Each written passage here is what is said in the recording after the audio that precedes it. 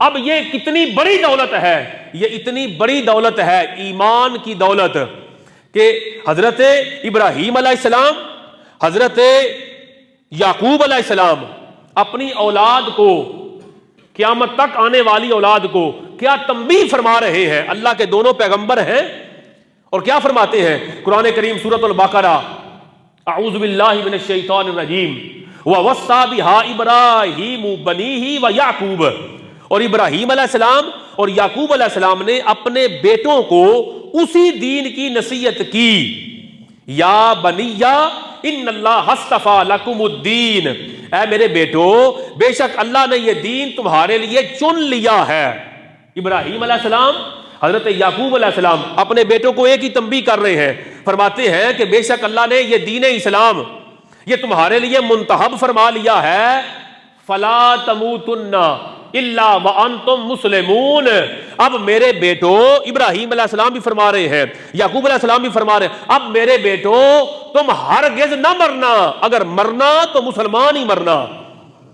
تمہارے اندر سب سے بڑی فکر یہ ہو کہ میرا ایمان سلامت رہے، تمہارے اندر سب سے بڑی سوچ یہ ہو، تمہارے قلب میں سب سے بڑی خواہش یہ ہو کہ اللہ جب میں دنیا سے جاؤں تو حالت ایمان میں رخصت ہوں۔ تمہاری ایک ہی دعا ہو، یا اللہ مجھے دنیا سے رخصت کرنا تو کلمے کی موت نصیب فرمانا، اس لیے کہ نجات فقط دین اسلام میں ہے۔ قرآن کریم دیکھیں، ارشاد ربانی ہے، انہ من یاتی ربہ مجرما فان لہ جہنم، بے شک جو اپنے رب کے حضور مجرم ہو کر آئے گا تو ضرور اس کے لیے جہنم ہے، لا یموت فیہا ولا یحیا، اور کون سی جہنم کہ جس میں نہ بندہ مرے گا، تکلیف میں ہو، مصیبت میں ہو، تو بندہ سوچتا ہے کہ کل فوت ہو جاؤں گا تو اس مصیبت سے جان چھوٹ جائے گی۔ فرمایا وہ جہنم وہ ہے کہ جب جہنم میں جا کے عذاب میں مبتلا ہو جاؤ گے تو پھر بندہ مرے گا نہیں، ولا یحیا، اور نہ جیے گا۔ جینا کیا ہے؟ عزت کے ساتھ جینا، وقار کے ساتھ جینا، سکون کے ساتھ جینا، یہ جینا ہے۔ کہا جب دوزخ میں جاؤ گے تو پھر جو اللہ کا مجرم ہوگا، کون؟ کافر، جو ایمان والا نہ ہوگا، جو اللہ کا مجرم ہوگا، پھر جب دوزخ میں جائے گا تو نہ جیے گا نہ مرے گا۔ اور آگے فرمایا وَمَن يَأْتِهِ مُؤْمِنًا، اور جو حالت ایمان میں اللہ کی بارگاہ میں حاضر ہوگا۔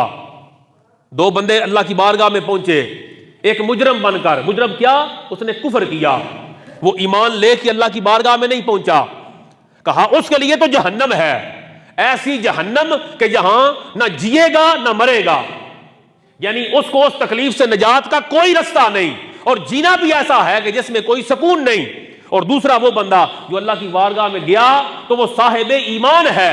فرمایا یہ جو ایمان والا پہنچا ہے، قد عمل الصالحات، یہ نیک اعمال لے کے اللہ کی بارگاہ میں آیا، ایمان کے ساتھ بھی آیا اور نیک اعمال لے کے آیا، فاولئک لہم الدرجات العلی، کہا یہ جو آ گیا ہے ایمان کے ساتھ، اعمال صالحہ کے ساتھ، اللہ کی بارگاہ میں کھڑا ہے، اس کا حال یہ ہے کہ اس کے درجات اللہ بلند فرمائے گا۔ جنات عدن تجری من تحتها الانہار، اس کو وہ جنتیں عطا فرمائے گا کہ جس کے نیچے نہریں جاری ہوں گی۔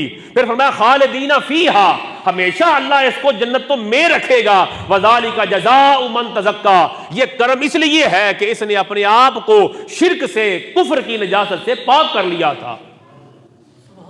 دو لوگ ہیں جو اللہ کی بارگاہ میں جائیں گے، یہ اللہ کا قرآن 16واں پارہ سورہ طٰہٰ، دو لوگ ہیں، ایک حالت کفر میں گیا وہ پکا دوزخ میں رہے گا، اور ایک حالت ایمان میں گیا وہ پکا جنت میں رہے گا۔